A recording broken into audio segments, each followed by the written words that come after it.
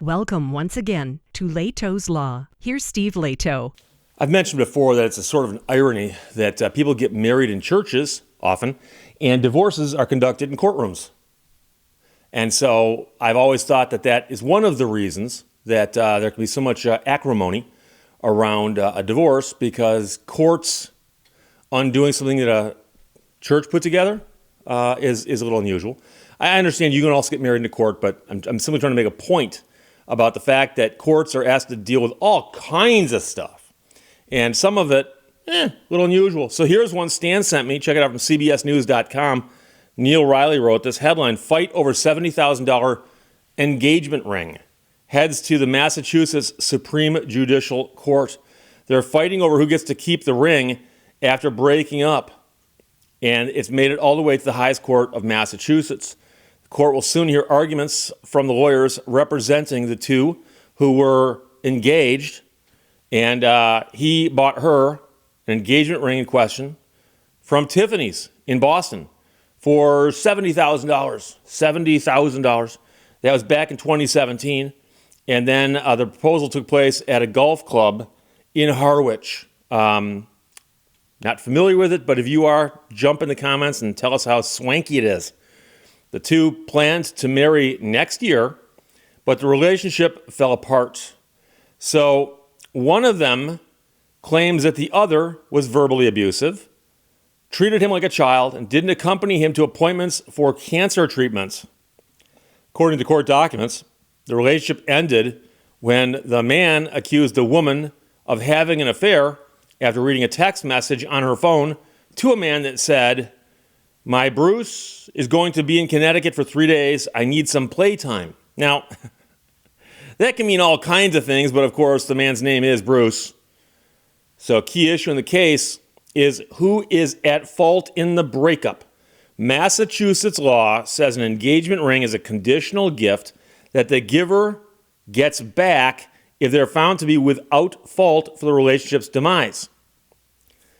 A judge initially sided with the woman, who said that the man she was texting was just a friend, and the man was mistaken in believing there was an affair. Therefore, the court ruled that he must bear the fault for the breakup of this engagement and awarded her the ring, as well as tens of thousands of dollars for planned dental work that he had promised her. So he gets not the ring back, has to give her the ring, let her keep it, and apparently some engagement dental work, which I've never quite heard of before. But the man was successful after taking the case to the Massachusetts Appeals Court. There, they ruled it didn't matter if the affair actually happened. The man still may have had good reason to end the engagement. And by saying he may have, I assume they're going to send it back down to the lower court and say, apply these standards, but have a trial. So the court said, determining that the man should get the ring back, sometimes there simply is no fault to be had. So whether there's fault or not, they're saying it doesn't matter. If the wedding doesn't go through, the ring goes back. That's what they're saying. The appeals court said the Supreme Judicial Court would have to consider whether Massachusetts should follow most other states in returning an engagement ring to the donor if a wedding is called off regardless of who is at fault. So a conditional gift is I give you a gift, but it's got a condition attached. It's an engagement ring. In exchange for that, we get married. If we don't get married, well, then there's no engagement part of that to fulfill. Therefore, I get the ring back. So the man's argument now is the notion that women need to be protected and keep the engagement ring as an offset for damages or a consolation prize is sexist. And that's, I'm laughing about the consolation prize. It's kind of like, oh yeah, the marriage is a box of Cracker Jacks, and that ring is what you get to keep when you get to the bottom.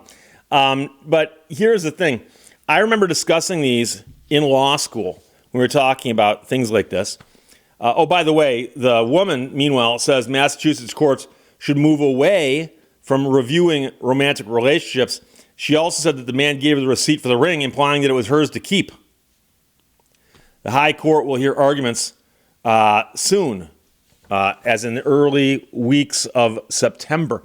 But I remember discussing this, and there is a split in the sense that some states go one way, some states go the other way. And since there's no federal law on this and it's not addressed in the Constitution, this is going to be left up to the states to decide how they want to handle this. It's a simple property question. And I'm not talking about real property, but things, okay? And so this is such an unusual thing, though, and it's the most common example of a conditional gift is an engagement ring. And traditionally, okay, and remember that is, slowly going out the window over these decades, but traditionally, a man would go out and buy an engagement ring and then ask the woman, will you marry me? And if she says yes, he gives her the ring. But keep in mind that if she had said no, presumably he would keep the ring. Some states say that ring goes back regardless if the wedding doesn't take place. Some states say the ring only goes back if she does something to screw things up. If he does something, well, she gets to keep the ring. But that's a small number of states. And I believe there are even some states out there where it's not made it to the state Supreme Court, meaning that lower courts have ruled on it, but no higher court has ever definitively said what the rule will be in that state. And it's a weird situation. And so the interesting thing, of course, is this ring costs $70,000. And, if people have money, you can spend your money on whatever you want to spend your money on. But that, of course, is what makes the story so juicy. Because if it was a $500 ring, okay, yes, the principle remains the same, but would somebody litigate over $500 and take it all the way to the state Supreme Court? And the answer there is probably not, except maybe on principle. And then, of course, the other thing you often have in a situation like this is, let's suppose, and I'm giving hypotheticals here, but let's suppose that I am an only child. Okay? And my mother, on her deathbed, took her ring off and said, if you ever meet the woman of your dreams and you're going to get married, I want you to give her this ring and keep the tradition alive in our family. So I meet the woman of my dreams, I give her the ring, and then something happens and we decide not to get married for whatever reason. Because remember, it takes two to tango. And I now say, I want that ring back. And the woman says, no. I think it's your fault that the wedding didn't happen. Well, there it's not the cash value of the ring. It's the sentimental value of the ring. And that makes it really different in my mind. Now, it doesn't apply here.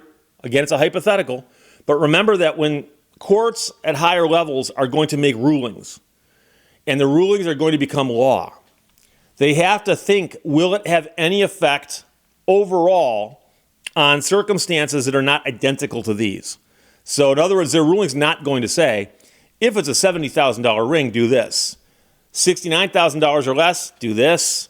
And $100 above, do this. No, they're not going to do that. They're going to say, when it comes to an engagement ring, here's what you do. So they have to take into account the value of the ring, sentimental value of the ring, and so on. So we'll see what happens. It's an interesting case, but I assure you we'll get an update, because this is the kind of thing that they will update. But interestingly, it's not just the ring, it's the dental work.